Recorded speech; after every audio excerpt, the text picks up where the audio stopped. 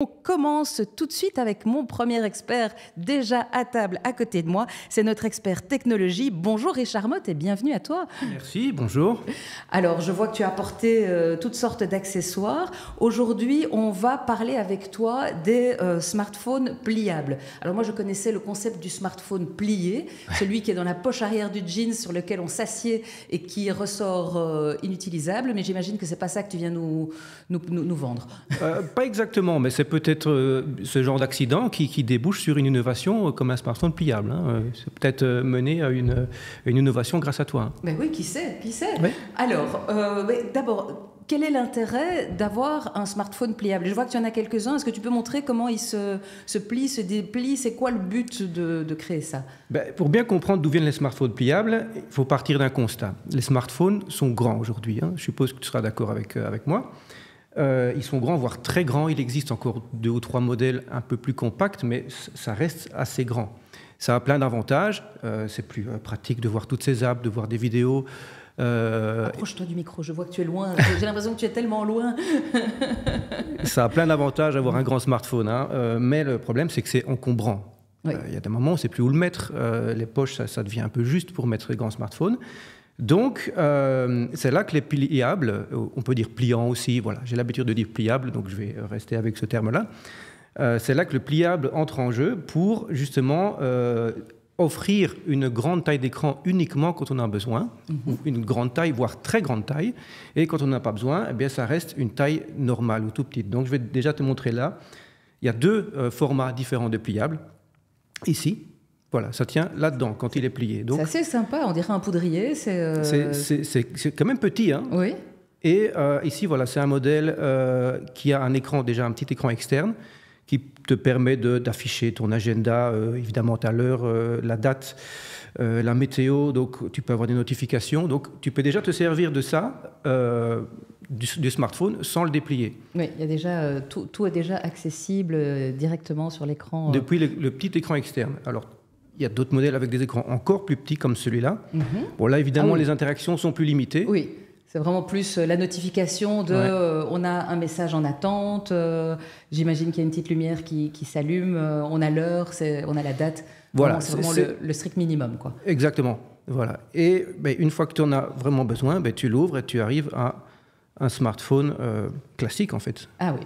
Là, on dirait même pas qu'il est pliable, une fois qu'il est ouvert. Si tu regardes bien, tu peux remarquer que la technologie de l'écran est différente, parce que déjà, il est plus flexible, et aussi, tu vois un petit peu la charnière. Oui. Il y a une charnière horizontale. Ça dépend un peu de l'angle de vue, mais elle se voit, et parfois, tu peux la sentir aussi quand tu touches l'écran. Je confirme. Tu vois? Donc voilà, déjà deux modèles... Voilà. Plus petit. C'est vrai que dans les autres raisons pour lesquelles on pourrait avoir envie d'avoir un smartphone pliable, je sais qu'il y a beaucoup de personnes qui sont nostalgiques de cette époque des téléphones à clapet où on a vraiment la sensation qu'il est fermé une fois qu'il est dans le sac. On n'a pas peur qu'il compose un numéro dans la poche ou bien qu'il décharge la batterie parce que tout à coup, il reste allumé dans le sac malgré soi. Oui, tout à fait. Il joue beaucoup là-dessus aussi. C'est un aspect à la fois vintage et moderne, puisque tu as toutes les technologies des smartphones performants modernes, avec ce design des GSM à clapet qu'on avait il y a une quinzaine d'années, plus ou moins. Donc voilà, ça c'est un design. Et puis, pour les utilisateurs plus exigeants, là, on a un smartphone qui ressemble à n'importe quel smartphone actuel. Oui, effectivement. Si on le regarde de face, parce que on le regarde de profil, on voit qu'il est quand même un petit peu plus épais. Tu vois que ça cache quelque chose. Avec une fameuse installation pour l'appareil photo. Et donc j'imagine que ça s'ouvre comme ceci. Ah oui, là tout à coup on a... C'est autre chose, oui. Voilà. Donc là on passe tu doubles en fait ta surface d'affichage. Tu passes d'un écran classique qui fait un petit peu moins de 7 pouces à un écran de presque 8 pouces, pratiquement. Donc on a quasiment une tablette, en fait. On est vraiment dans la zone intermédiaire. C'est une petite tablette, oui, littéralement. Ouais. Tu peux dire ça, mais ça peut apporter plusieurs avantages, parce que, voilà, si tu regardes ici, si je regarde les actualités, évidemment, je peux le faire très bien avec l'écran externe, mais dès que je l'ouvre, c'est déjà beaucoup plus confortable, en fait, comme pour une tablette. Bien sûr. Je le montre bien, je ne sais pas si on voit bien à l'image, effectivement, si j'ouvre Voilà, une application n'importe laquelle. Moi, je ne l'ai pas testé, hein, donc j'ai pas, je touche vraiment au hasard. Non, tu peux ouvrir tout ce que tu veux. Ok, mais c'est vrai que c'est, par exemple, pour les gens qui font des navettes en train ou qui ont des longs moments d'attente, ça leur permet aussi d'avoir soit leur film, leur série ou leur bouquin sur un écran un peu plus grand, et tout ça dans le même appareil.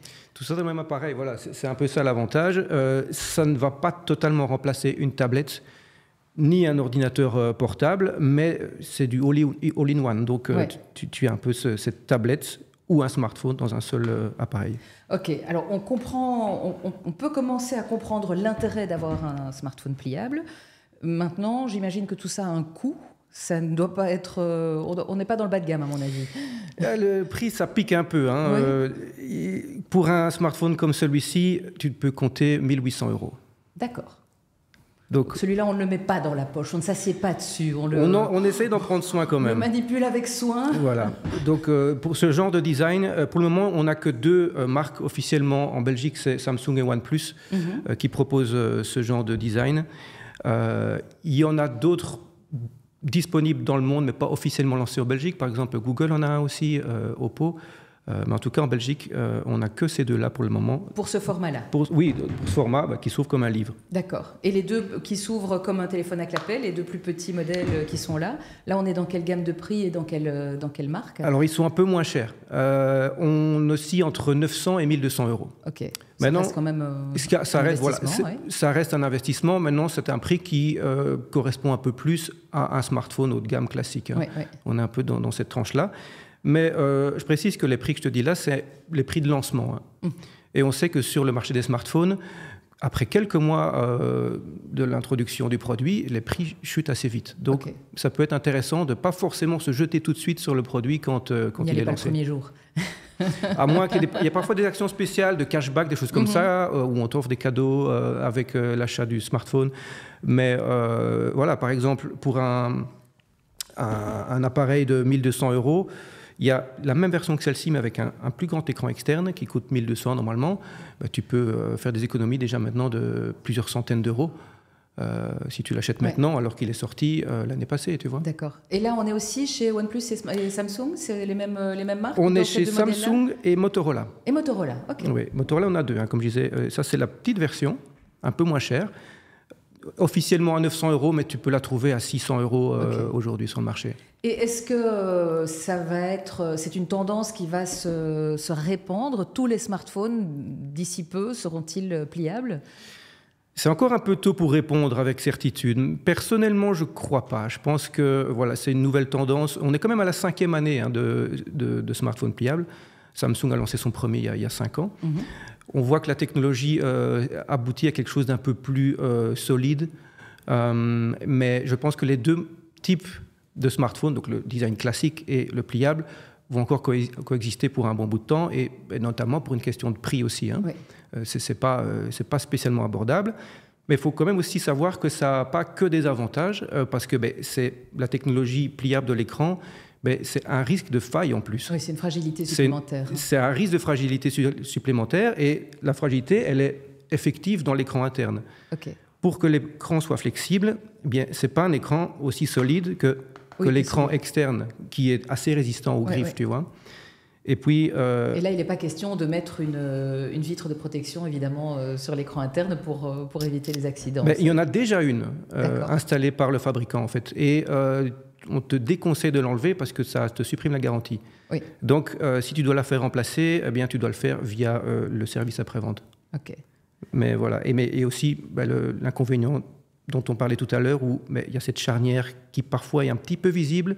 Ça peut être éventuellement gênant quand tu regardes du contenu, des vidéos, des choses comme ça. Oui. Ok, c'est vrai que ça fait comme ça nous permet d'avoir déjà un petit aperçu des pour, des contre et des comment. Tu as parlé de Motorola, Samsung, OnePlus, Apple, ils ont l'intention de s'y mettre?